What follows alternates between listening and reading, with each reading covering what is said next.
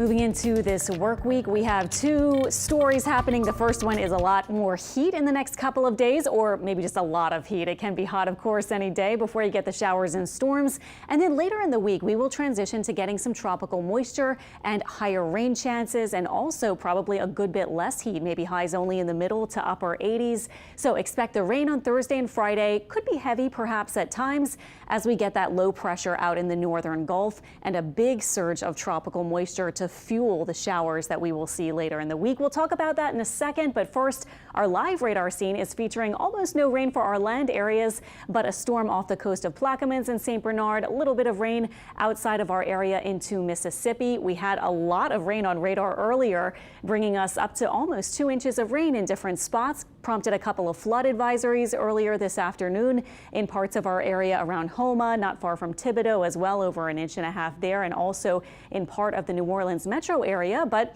everything's kind of calmed down at this point. Looking ahead to your Monday, we actually have a heat advisory in effect. This will be for a heat index that could get up to about 105 or even 110.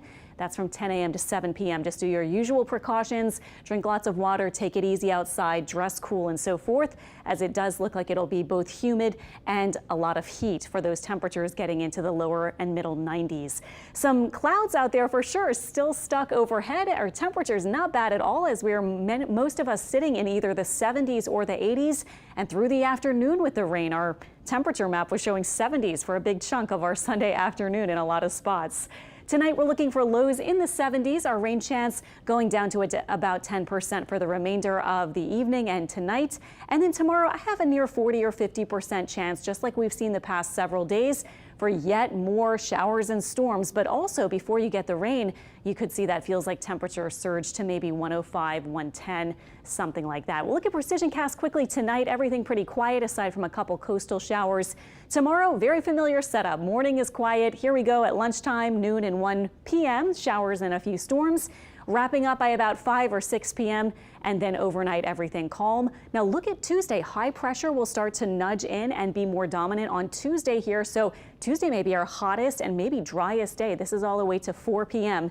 Not seeing a lot of rain. Our temperature could maybe get to 95 or so and feeling even hotter with the humidity that we'll have. Here's our satellite and radar, by the way, getting into what we could see at the end of the week. Certainly unsettled right now, and you can kind of see this general low with an upper low right there. Our tropical outlook is for, actually I wanted to show you, it's off the coast of Florida where you see a bit of cloudiness and some showers. That will cross Florida and get into the northern Gulf. So that's why we have that low chance of development as far as actually becoming a depression or a tropical storm in the next 7 days.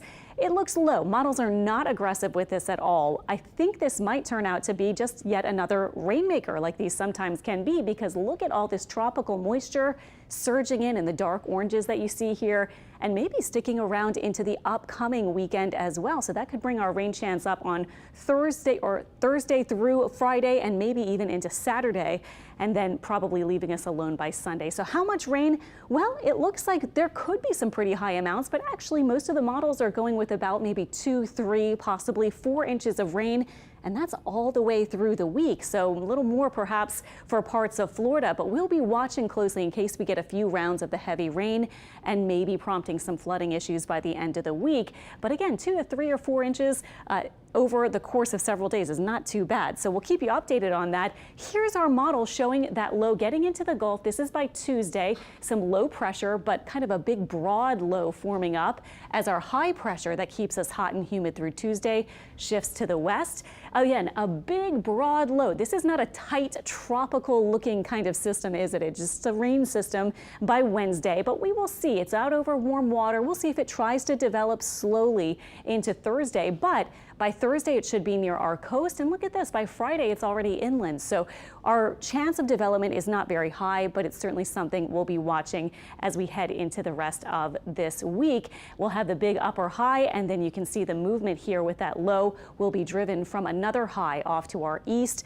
which will steer it generally westward, one of these easterly waves, a very common thing we see when we get rain systems sometimes in the summer along the Gulf Coast. 7-day forecast shows that higher rain chance and lower temperatures starting by Thursday.